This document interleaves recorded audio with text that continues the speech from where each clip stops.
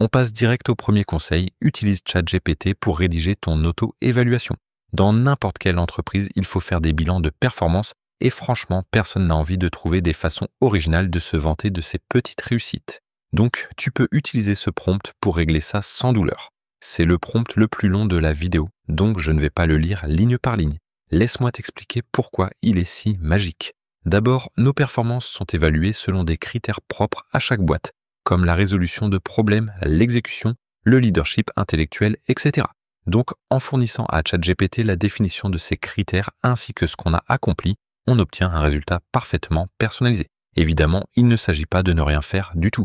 Il faut quand même aller copier-coller les définitions depuis l'intranet de l'entreprise et décrire nos projets. Mais ChatGPT peut faire tout le boulot chiant à notre place, faire correspondre nos actions aux critères, ajouter un langage corporate et surtout, il nous rappelle d'ajouter des résultats quantifiables là où c'est pertinent.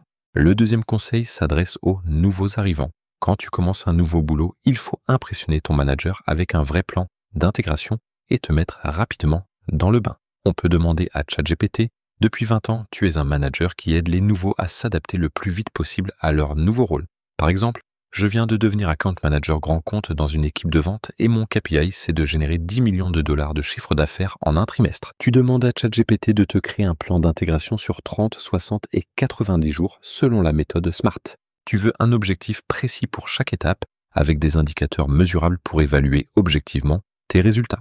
Et tu demandes à ChatGPT de tout mettre sous forme de tableau. Ensuite, tu peux copier-coller directement dans ton propre fichier. Puis, tu vas voir ton manager pour discuter des indicateurs. Lesquels on garde, lesquels on vire.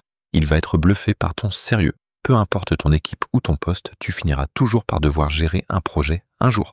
Le troisième conseil, c'est pour générer une fiche de lancement de projet de haute qualité. Avant de démarrer un projet, un bon lancement est essentiel. Ça permet à tous les participants de comprendre pourquoi ce projet est nécessaire et quels sont ses objectifs. Écrire ce genre de document est super chiant, mais grâce à ça, ça ne le sera plus jamais. Voici le prompt à utiliser.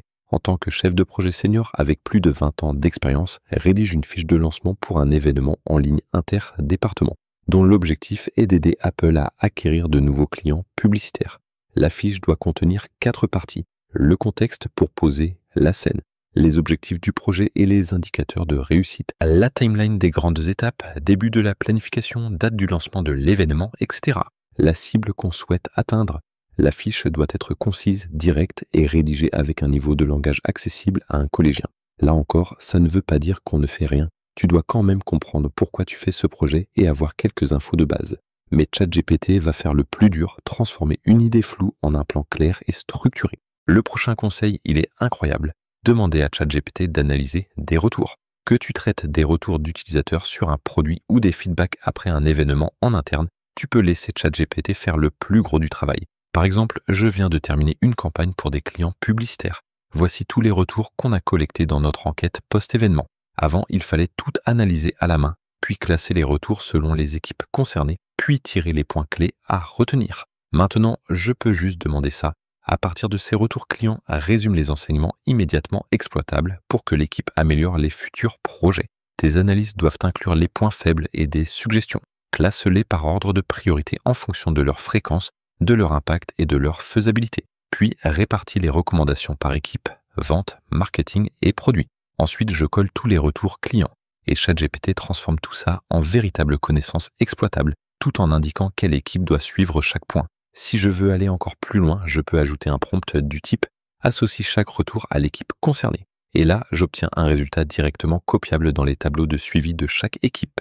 Le cinquième conseil ChatGPT peut t'aider à créer des présentations incroyables. Je parie ce que tu veux que tout le monde ici a déjà entendu ce vieux conseil quand il s'agit de préparer un rapport « Connais ton audience ». Et bien maintenant, tu peux demander à ChatGPT de le faire pour toi. Par exemple, tu es responsable marketing produit et tu dois présenter les nouveautés à l'équipe commerciale. Sachant qu'il ne s'intéresse qu'au chiffre d'affaires, comment vas-tu adapter ta présentation pour établir un lien clair entre stratégie produit et croissance des ventes?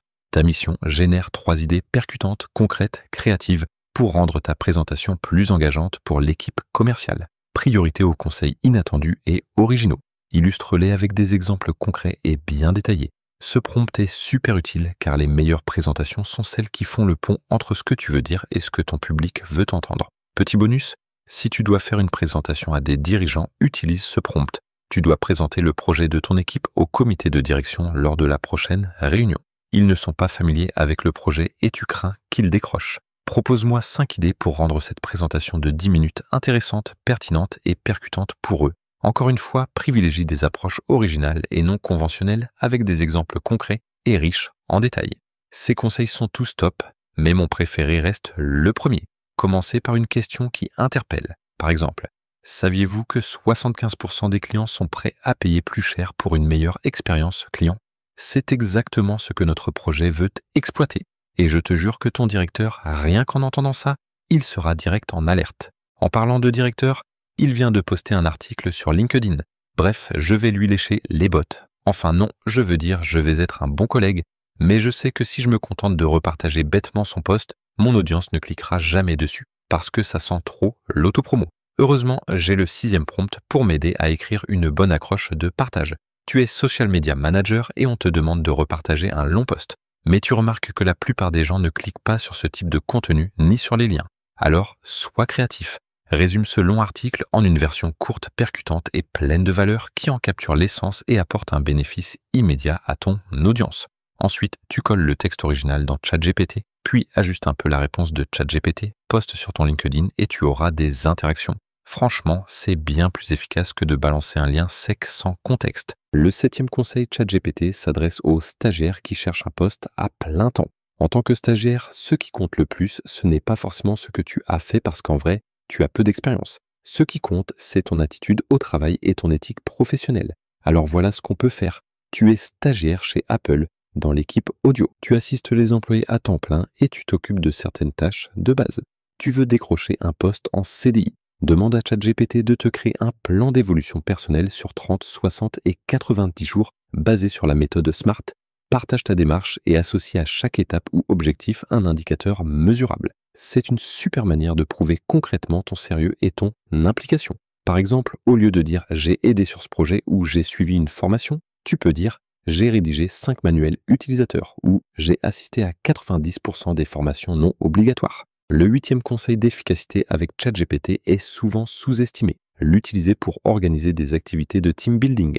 La plupart des gens ne réalisent pas que la personne en charge du team building pense surtout à elle-même ou à ce qu'elle croit que le patron veut faire. Pour être sûr de vraiment prendre en compte les envies de tout le monde la prochaine fois, utilise ce prompt. Ta mission est d'organiser un team building pour une équipe de 40 personnes. L'objectif ? Renforcer les liens entre collègues à travers des activités originales, fun et inclusives qui tiennent compte des différents centres d'intérêt et origines culturelles. C'est un événement en présentiel sur 3 jours avec un budget de 10 000 $. Propose 10 idées d'activités créatives, divertissantes mais classes. Tu obtiendras tout un tas d'idées originales et ce qui est top, c'est que les réponses s'adaptent selon ce que tu renseignes.